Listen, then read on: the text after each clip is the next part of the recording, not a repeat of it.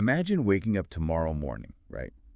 You open your eyes and you realize something that is honestly simultaneously terrifying and wildly liberating. Oh, I know exactly where you're going with You this. do. It's the realization that you do not need a single person on this planet to like you. Yep, not one. And I really mean anyone. Like, Uh-huh. not your coworkers who evaluate your performance, Right. not your oldest friends. Definitely not your family members who've, known you since birth. Exactly. And definitely not the strangers on the internet whose comments you might secretly obsess over. Just letting that thought sit in the room for a moment, I mean, it creates an actual physical reaction. It really does. You can almost feel this sudden drop in your stomach paired with, I don't know, this strange, expansive lightness in your chest. Yeah, like you can finally breathe.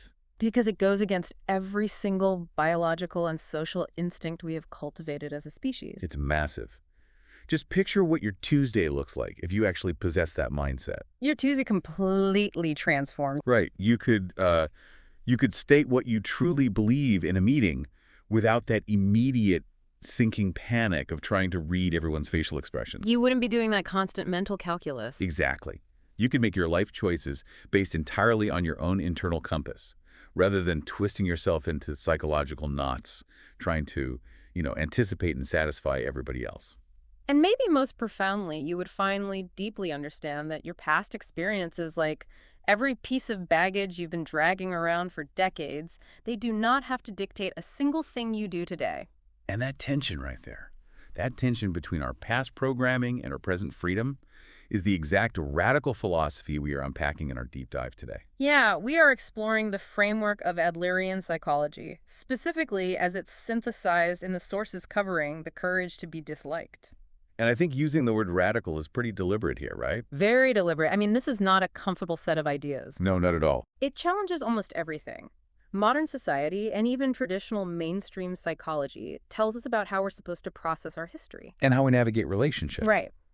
And ultimately, how we define our own identities. So that's our mission here. We are going to deconstruct how to stop living a life that is, well, meticulously and exhaustively designed around other people's expectations. Because when you really look closely at the framework we're discussing today, it argues that most of us are essentially playing a role written by someone else. Oh, 100%.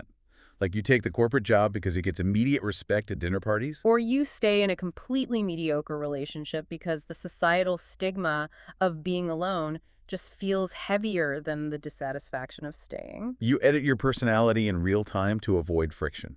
I mean, you spend your entire life running on a treadmill of external validation, just waiting for someone to hand you a gold star. And the tragic irony is that while you are busy collecting those gold stars, you completely lose the thread of your own life. Yeah, you forget who you even are. The central argument we're looking at is that profound, lasting change cannot happen by excavating your past to find out why you're broken. Okay, wait, so we're saying we don't need to dig through all our old memories. Right. It cannot happen by finding the perfect formula to manage other people's perceptions of you either. So how does that happen? It only happens when you take absolute, unflinching responsibility for the exact choices you are making in this very second. Wow. Okay, I mean, look at your own calendar for this week. Just mentally scan it. Oh, boy. How many of those obligations are you dreading right now, but you agreed to them anyway because you couldn't stomach the thought of someone being annoyed with you? Probably most of them for a lot of people. Right. We constantly confuse being accepted by the crowd with being truly free, but they're entirely different ecosystems. They really are, and this deep dive is an invitation to burn down the old ecosystem and completely rethink the architecture of your relationship with yourself.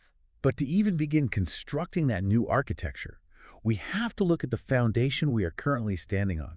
Exactly. If we want to understand how to operate freely in the present moment, we have to examine the chains connecting us to the past. And more importantly, figure out the mechanics of how to sever them. Yes.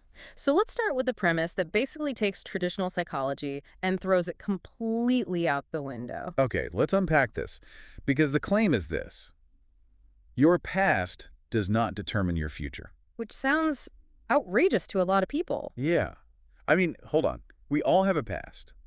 Maybe you were relentlessly bullied in middle school. Or maybe you poured your life savings into a business that failed spectacularly. Right. Or maybe you grew up in a home where love was entirely conditional, leaving you with this deep-seated, agonizing belief that you are just inherently flawed. Right. And human beings, we are meaning-making machines. When we experience those painful events, we naturally solidify them into an identity. We label ourselves. We do. We look at our history and declare, I am an anxious person, or I am fundamentally bad at relationships. I'm just pessimistic because life has always handed me a raw deal. We treat those emotional scars as objective, unchangeable facts about our biology. But the Adlerian approach asks us to look at that exact same set of facts through a completely inverted lens. Okay, inverted how? Well, traditional psychology looks at a problem, let's say severe social anxiety, and asks, what happened to you in the past to cause this? Right, the cause and effect model. Exactly. It operates on pure cause and effect. But this framework asks a totally different, almost jarring question. What purpose does your current behavior serve right now? The purpose, wow.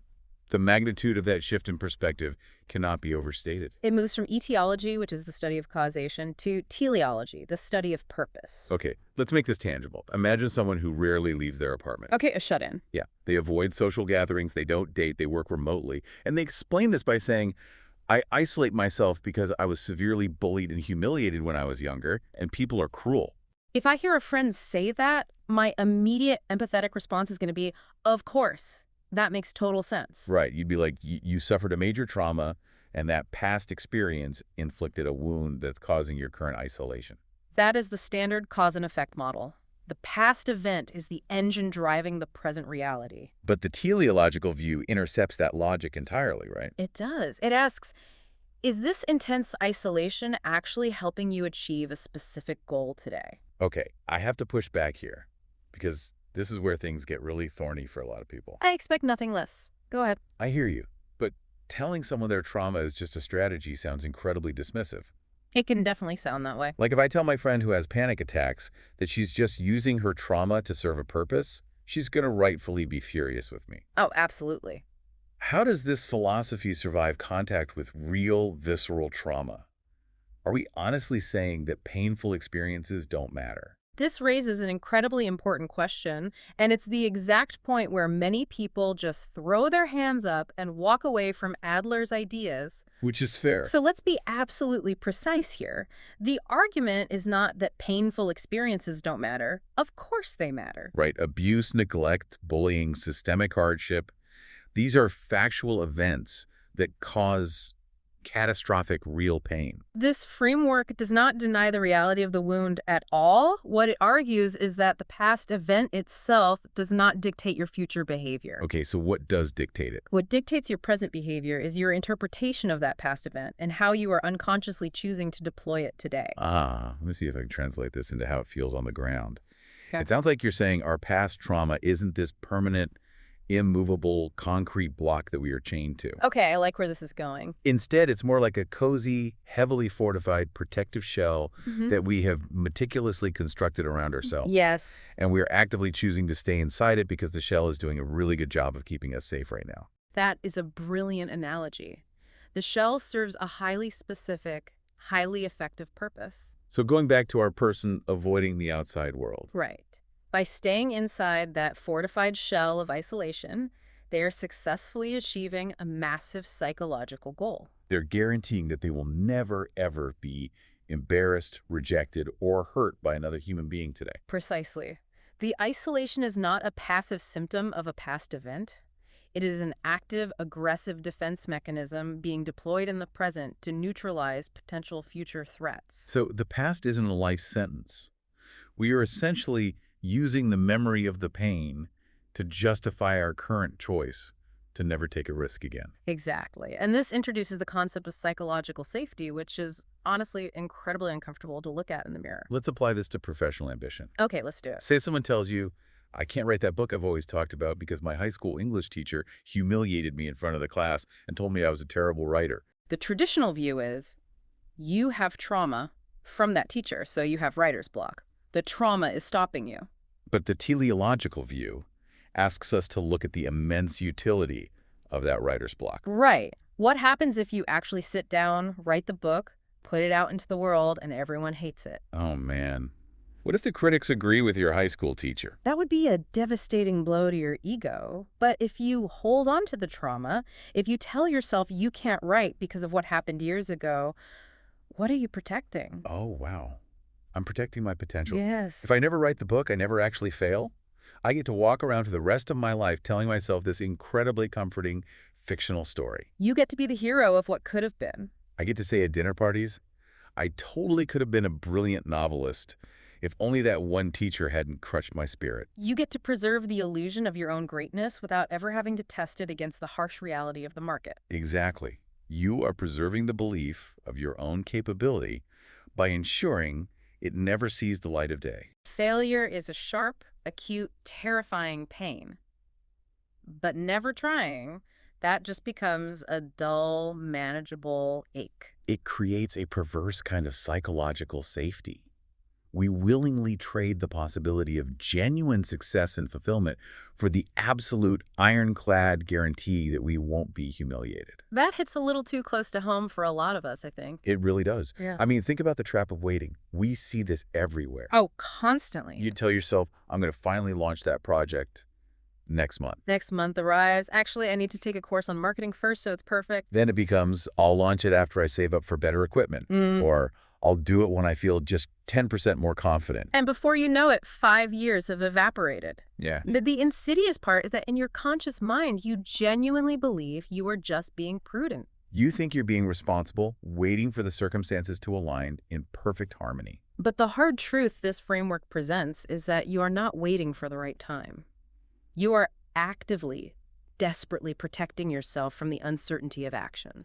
You're using the excuses, like the lack of money, the lack of time, the lack of gear, not to explain your reality, but to defend yourself from the terrifying prospect of actually changing it. Because if you change it, you might fail. Right. And if we connect this back to the bigger picture, it leads to a profound, almost dizzying realization about human agency. If your current life is not a strict mathematical equation determined by the variables of your past, then you possess something incredibly potent. Something you've had all along but maybe refuse to acknowledge? Absolute choice. Choice. You do not control the variables of yesterday. Right. You couldn't choose the socioeconomic status you were born into. You couldn't choose the neurological quirks you inherited. You cannot erase the terrible mistakes you made in your 20s. And you absolutely cannot retroactively change what other people did to you. Those are fixed points in time. But you maintain 100% jurisdiction over your very next action. So what does this actually mean for the language we use internally? Like, we were so accustomed to saying, well, I'm just an anxious person. I can't handle networking events. That's just who I am. But if we apply this lens, that statement is a massive cop-out. It's a complete abdication of responsibility. When you say, that's just who I am, you are slamming the heavy vault door shut on your own evolution. You are finalizing your identity as a static, immovable object. But if you slightly alter the language and reframe it to say, that's who I've been, you acknowledge the reality of the past without letting it govern the future. Yes, that's who I've been leaves the door wide open.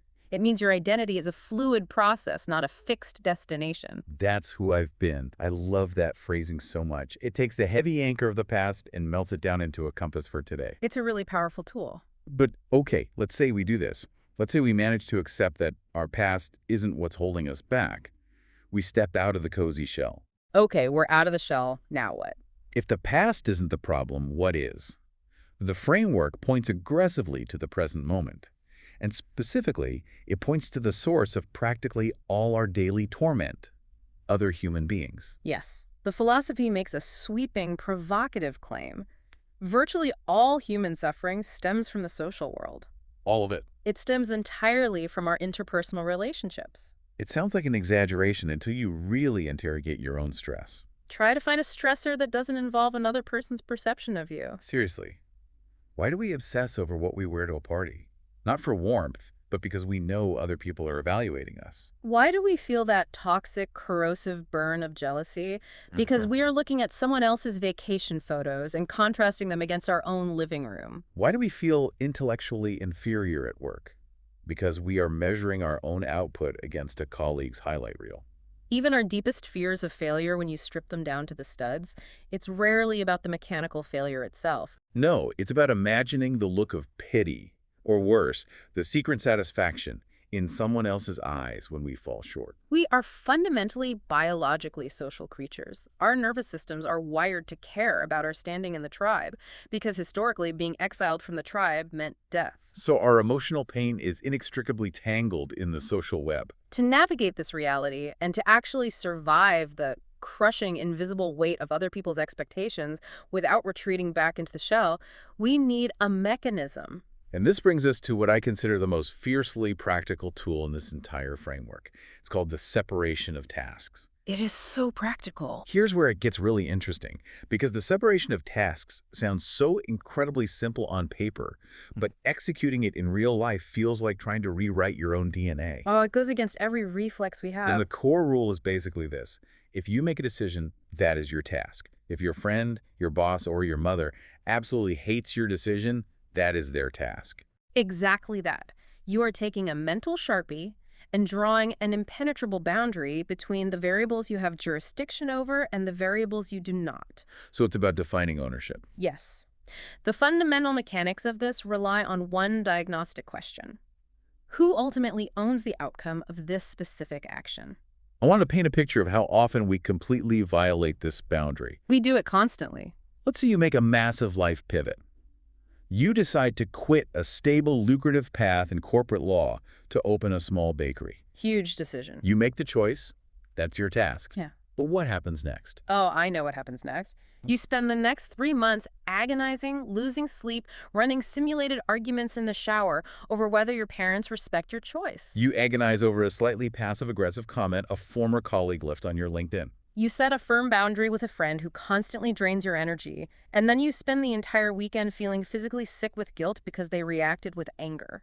In every single one of those scenarios, you are attempting an impossible, maddening mission. Right. You are trying to reach into another human being's mind and manually control their emotional state. You own your career decision, but your parents entirely own their disappointment in that decision. You own your boundary. Your friend entirely owns their anger about that boundary. If you try to manage, mitigate, or manipulate their reaction, you are trespassing on a task that does not belong to you. And the psychological penalty for trespassing is severe anxiety and a feeling of being completely trapped. Because you can't control it. Okay, but this is where the theory hits the pavement, right? Right. If I make a choice that is right for me and someone I deeply care about dislikes it, I just have to let them dislike it. I just sit there and watch them be upset with me. Yes. And that is exactly where the word courage enters the equation. Man, that's hard. If the decision truthfully belongs to you, you must cultivate the emotional stamina to accept the reality that someone else may deeply dislike it. But you don't have to be a jerk about it, right? No, not at all. You do not have to be cruel about it. You can explain your reasoning with immense empathy, but you cannot rescue them from their own reaction. Which leads us directly into the anatomy of the people pleaser. Oh, the people pleaser. Let's dissect this, because I think a vast majority of us operate in this mode without even identifying it as a problem. It's so normalized. You say yes to taking on an extra project at work when every cell in your body is screaming to say no because you don't want the boss to think you aren't a team player. You apologize profusely when someone bumps into you on the street. You meticulously edit your political or social opinions at a dinner party to perfectly match the temperature of the room. You view conflict as a catastrophic failure of the relationship, so you avoid it at all costs. And we have to acknowledge that society heavily subsidizes and rewards this behavior.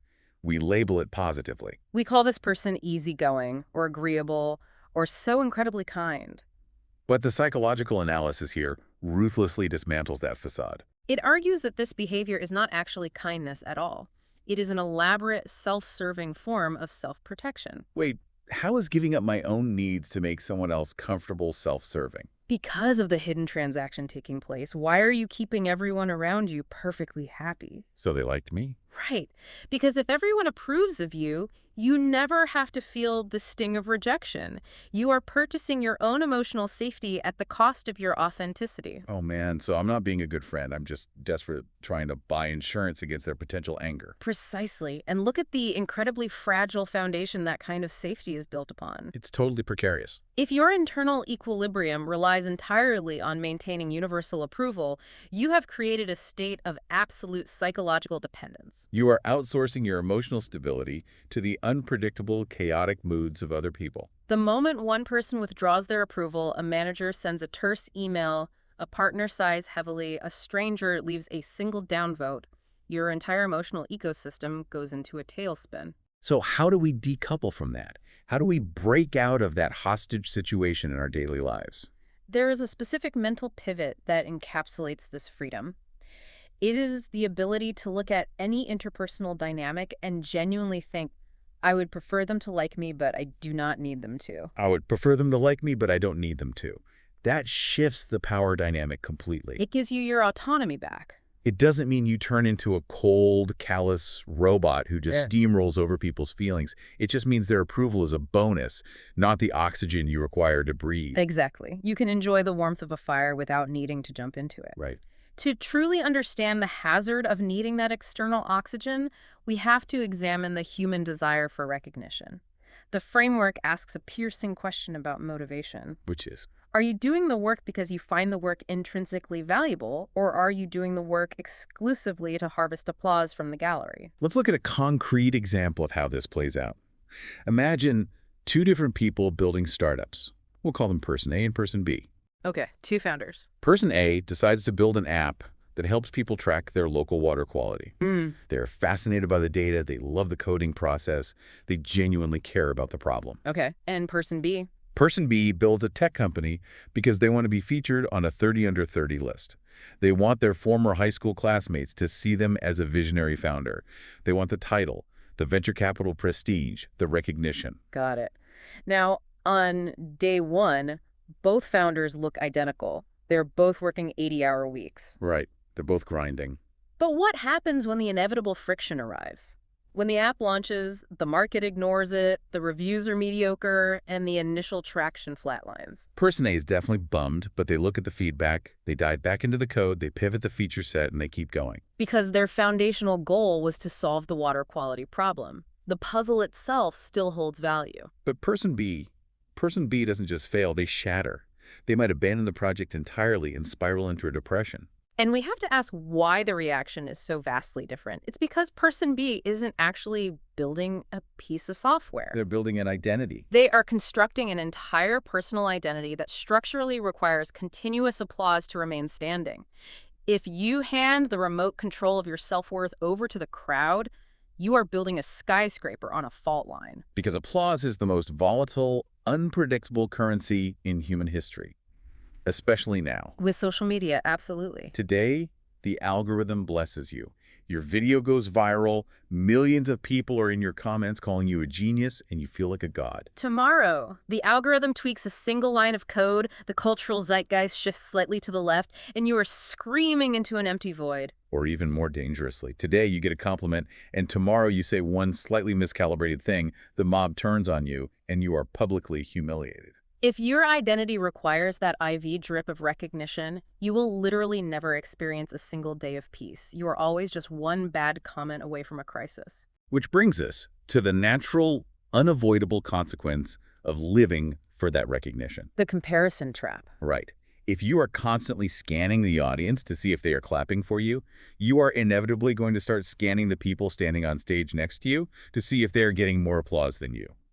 Living for recognition guarantees a life of relentless comparison, and comparison forces us into a confrontation with the concept of inferiority.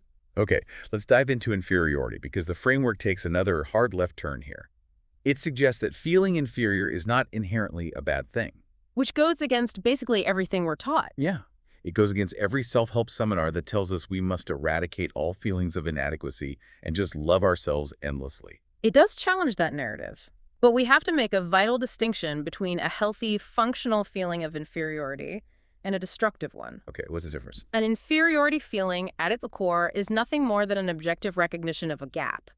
It's the space between where your current capability is and where you desire it to be. Right, so a healthy version of this is me going to a pottery class for the first time, looking at the instructor throwing this flawless, beautiful vase, looking at my lopsided lump of clay and thinking, wow, they are vastly ahead of me in this skill. I have a massive amount to learn. Exactly. That's not depressing. It's a catalyst. It creates a vector for growth. It's an honest assessment of reality that sparks ambition. The danger, however, lies in what happens when you take that temporary feeling of a skill gap and you calcify it into a permanent identity.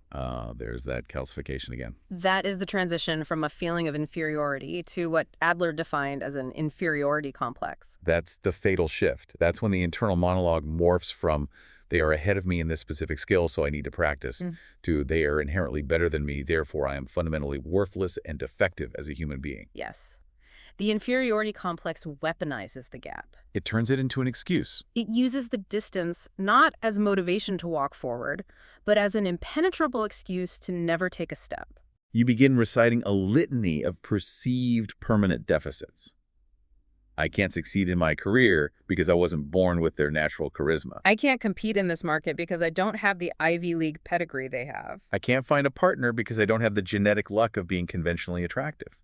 And the most insidious part of an inferiority complex is that those statements often sound incredibly rational. They really do. They disguise themselves as practical, pragmatic realism. You think you're just being highly logical about your odds. They wear the mask of realism, but underneath, they are psychological fortresses. Fortresses keeping you in that cozy shell. If you can successfully convince yourself that the entire game is rigged against you because of your inherent unchangeable flaws, you are completely let off the hook. You don't ever have to subject yourself to the terror of trying and failing. You have preemptively declared bankruptcy on your own potential, which, quite remarkably, brings us right back to the cozy shell of psychological safety we discussed at the very beginning. It's all a closed loop. You use the inferiority complex to justify staying in the shell, blaming the world for the shell's existence. Exactly. To break out of this comparative trap, there's this wonderful analogy about mountain climbing that helps visualize a different way to move through the world. Let's hear it. Imagine you are hiking up a massive mountain. The path is narrow, it's steep, your legs are burning. We've all been there. You look up, and you see a hiker a few hundred yards above you, scaling the rocks effortlessly. Then you stop, look down the trail, and you see another hiker struggling a few hundred yards below you. Now, let's analyze the geometry of that scenario. Does the fact that someone is physically higher up the mountain than you make your own current elevation meaningless? No, Does their altitude negate your effort? of course not. Their coordinates on the mountain have absolutely zero bearing on my physical reality. Yeah. I still have to put my left foot in front of my right foot. My direction is independent of their position. It is a profound, liberating shift in perspective. You are walking on a flat plane of continuous self-improvement, not climbing a vertical ladder of human worth. Right. But now, think about how the modern landscape, specifically the digital hyper-connected world we inhabit, completely annihilates this healthy mountain analogy. Oh, modern life doesn't want us just quietly walking up our own individual paths. No, it wants us to treat the mountain like a zero-sum blood sport arena. And social media is the ultimate omnipresent scoreboard. It really is. You open a piece of glass in your pocket, and you are instantaneously bombarded with hyper-quantified metrics of other people's lives. How many followers do you have compared to your college roommate? What's your job title compared to the guy you dated in your 20s? Look at the European vacation they are on. Look at how flawlessly styled their children are. Look at their revenue dashboards, their fitness milestones, their perfectly curated existence. We are subjected to a constant algorithmic conditioning that forces us to measure our precise position against thousands of other climbers simultaneously. But what is the fundamental mathematical flaw of trying to win a game based on an infinite global scoreboard? The flaw is that you can never, ever permanently win. Because it doesn't matter how high you climb, the internet guarantees there is always someone higher. If your core objective in life is to achieve victory over other people, you are signing a contract for lifelong misery. You grind for 10 years and finally make $1 million. Fantastic. The algorithm immediately shows you a 19-year-old on TikTok who made $10 million playing video games. You get into the best physical shape of your life. Great. Here's a professional fitness model with better genetics. There will perpetually be someone richer, smarter, more eloquent, younger, and more attractive. It is an unwinnable war. Which highlights the immense pressure generated by the myth of the race. Oh, the race. We operate under the collective delusion that life has a universal timeline, a standardized curriculum that we are all supposed to be moving through at the exact same pace. Yes, the crushing anxiety of the timeline, the internal clock that constantly ticks. I need to have a house down payment by 28. I need to be married by 30. I need to reach director level by 35. If I don't have my overarching life purpose completely figured out by 40, I am functionally defective. And this framework dismantles the timeline completely. How so? Consider 3 hypothetical lives. Person 1 discovers their immense passion and achieves wild success at age 25, but burns out at 40. Yeah. Person 2 drifts through various careers and doesn't find their true professional calling until they are 45. Very common. Person 3 raises a family, retires, and then paints their first masterpiece at age 65. Does that mean the 65-year-old's life was a complete failure for the preceding 6 decades? That logic only holds if you believe life is a 100-meter sprint with a single, universally agreed-upon finish line. But it isn't. There is no universal schedule. You are not late. You are not early. You do not have to synchronize your watch to someone else's timeline. Your journey is exclusively, entirely yours. So instead of waking up and frantically asking the universe, am I better than them? Or am I further along the track than they are? The diagnostic question has to change. The question becomes, am I moving in a direction today that I actually intrinsically value? If the answer is yes, the scoreboard becomes irrelevant. It removes you from the arena of competition entirely. You are no longer playing their game. Which leads us to a really fascinating and, frankly, deeply challenging realization. I'm ready. Because if we actually do this, if we decide to unplug the infinite scoreboard, if we stop treating our Tuesday like a frantic race against our peers to prove our worth, where do we actually land? What does the texture of a life look like when it's not fueled by competition? Exactly. According to the framework, we land firmly in the present moment. And surprisingly, we land in the ordinary. The courage to be ordinary. I would argue this is perhaps the most fiercely countercultural concept in the entire Adlerian philosophy, especially for a modern audience. The core premise is aggressively simple. You do not have to be special. You do not have to be special. I have to stop you there because saying you don't have to be special feels almost like a personal attack in today's economy. It really does feel that way, doesn't it? Our entire culture screams at us 24/7 that we must be extraordinary just to justify taking up space. Every podcast, every seminar, every advertisement tells us we need to build a disruptive personal brand, to 10x our potential, to leave a massive legacy, to change the world. We are terrified of being average. We have idolized hyper-ambition to such an extreme degree that being average, or simply being content with a quiet life, is often viewed as a moral failure or a sign of laziness. But we have to examine the psychological tax of this relentless societal demand for exceptionalism. Let's trace the logic. If your entire identity, your foundational sense of self-worth, requires you to be recognized as exceptional, then what happens to the vast majority of your life, which is inherently made up of ordinary moments? They feel completely hollow. If my baseline for a good day requires me to actively disrupt an industry or go viral on the internet, then sitting on my porch drinking a cup of coffee feels like a failure. Doing a load of laundry feels like you're wasting your potential. If I'm not being extraordinary, I feel like I'm failing the test of life. Exactly. You drain all the joy out of the present because it isn't spectacular enough. But Adlerian psychology suggests a radical, deeply peaceful alternative, doesn't it? It does. It states that you do not need to prove your superiority to justify your existence. You do not need to become a famous CEO or amass 1 million followers or have statues built in your honor to possess a deeply meaningful human life. Existing and living honestly in alignment with your own values in the present moment is entirely 100% enough. Just living honestly is enough. Imagine the sheer reduction in cortisol levels if you actually believed that. You don't have to carry the Atlas-like weight of impressing the globe on your shoulders every single day. And tying this back to landing in the present moment, when we are obsessed with being exceptional, we constantly postpone our actual lived experience. You sacrifice the reality of today as a down payment for an imagined, perfect, cinematic tomorrow. Oh, this is the classic I'll be happy when trap. It's a disease. I'll finally let myself relax when I get that VP title. I'll start enjoying my weekends and being present with my kids when my startup hits 1 million in revenue. I'll actually start living my real life after I lose 20 pounds, find my soulmate, and buy a house. But look at the mechanics of time. Life does not happen in the future. The future is an abstract concept. Life is only ever happening in the razor-thin margin of right now. Setting goals matters. Planning for your financial future matters. Yeah. But if you are constantly treating today as nothing more than an inconvenient stepping stone on the way to an idealized tomorrow, you will spend your entire existence in a waiting room. You are missing the only thing that is tangibly real. The ultimate question is not how to reach some mythological future state where everything is perfect. The question is how to inhabit this current ordinary moment meaningfully. Right.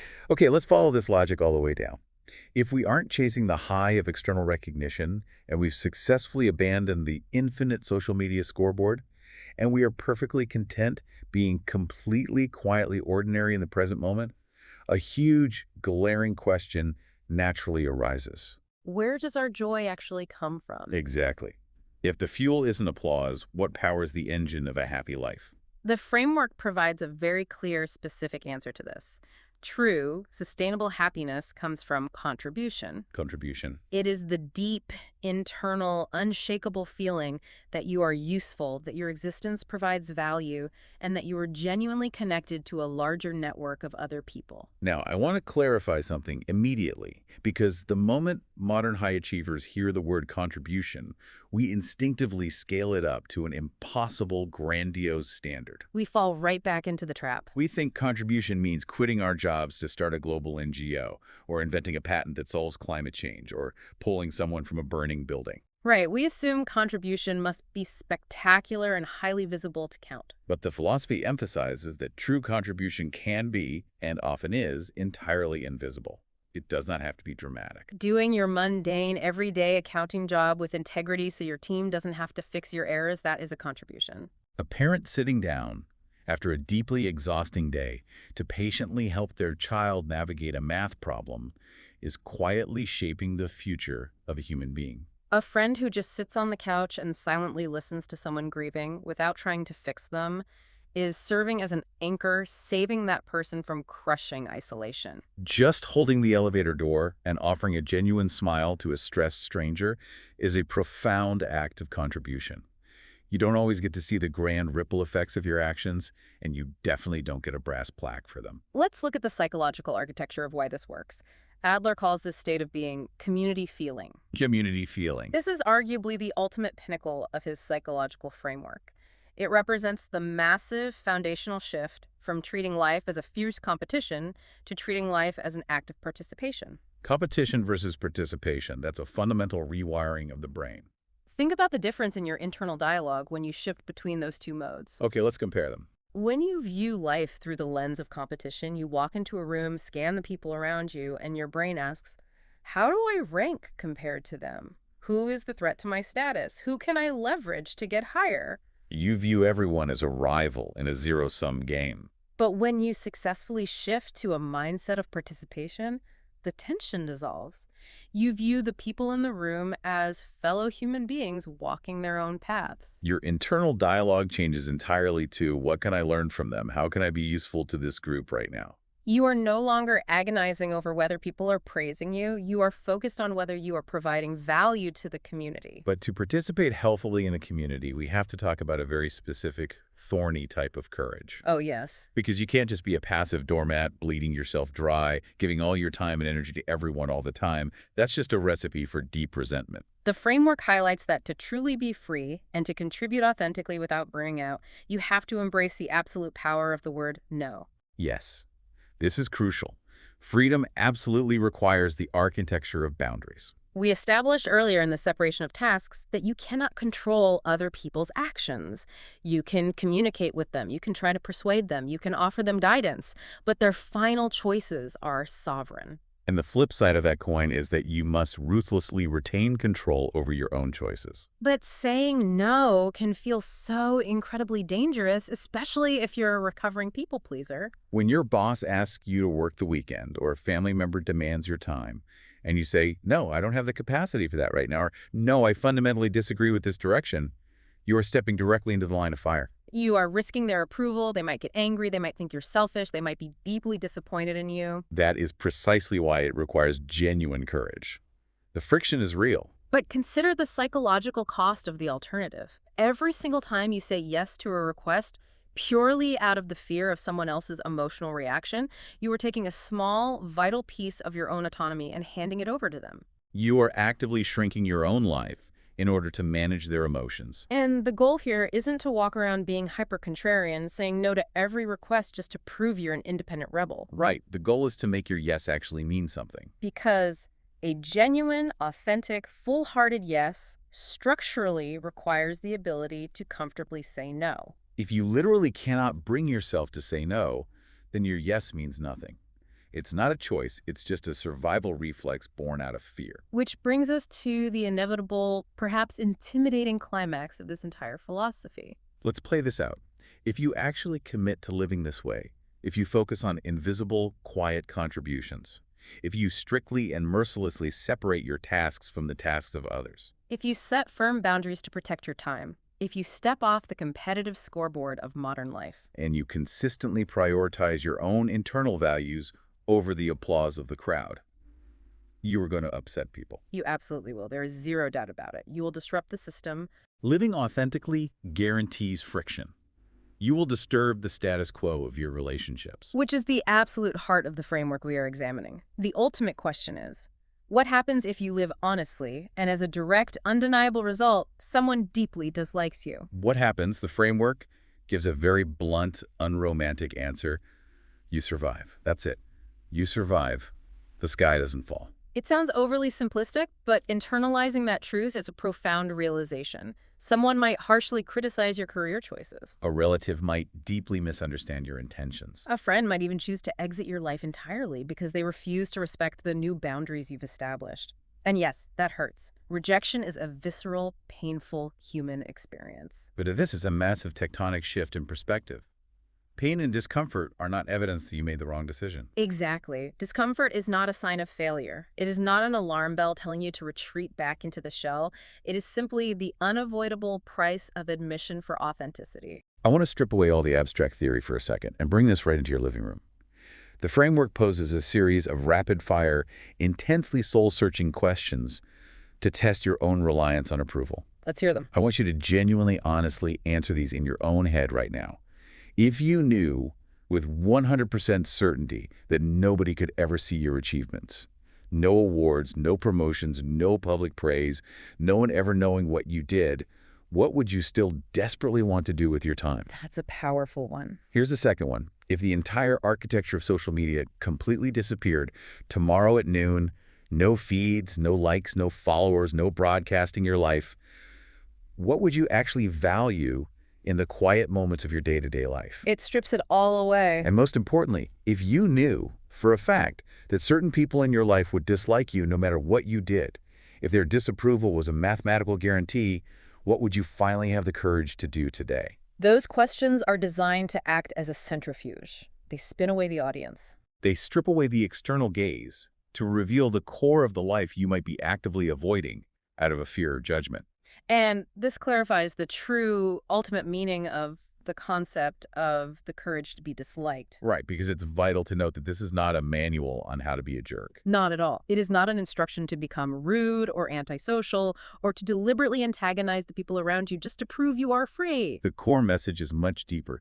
Do not make approval the mandatory price of your happiness. Your goal on this earth was never meant to be universally liked. Your goal is to become a person that you yourself can deeply respect when you look in the mirror. Because the greatest, most suffocating prison we can ever put ourselves in isn't the pain of a business failure or a social faux pas. The greatest prison is spending your entire, finite, unrepeatable life exhausted, trying to perfectly mold yourself into a shape that everyone else approves of, only to realize at the end that you never actually lived your own life. It is a recipe for profound regret. You do not need anyone's permission to live according to your own values. Well said. So as we wrap up this exploration into Adlerian thought, I want to leave you with a direct challenge. Do not just listen to this deep dive, nod your head at the philosophy, and then go right back to checking your social media metrics or agonizing over what your boss thinks of your personality or staying silent in a meeting to avoid rocking the boat. Take this out of the realm of theory. Choose just one specific idea from today to apply immediately. Maybe it's the separation of tasks. The very next time you make a decision, forcefully remind yourself to let the other person entirely own their reaction. Maybe it's finding the courage to say a firm, honest no to a request you've been dreading.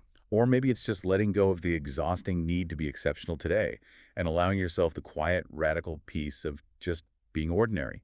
Pick one, apply it, and see what happens to that heavy, invisible weight of expectation you've been carrying around for years. And as you begin to practice this, as you inevitably face the friction that comes with setting boundaries, I will leave you with a final thought to mull over.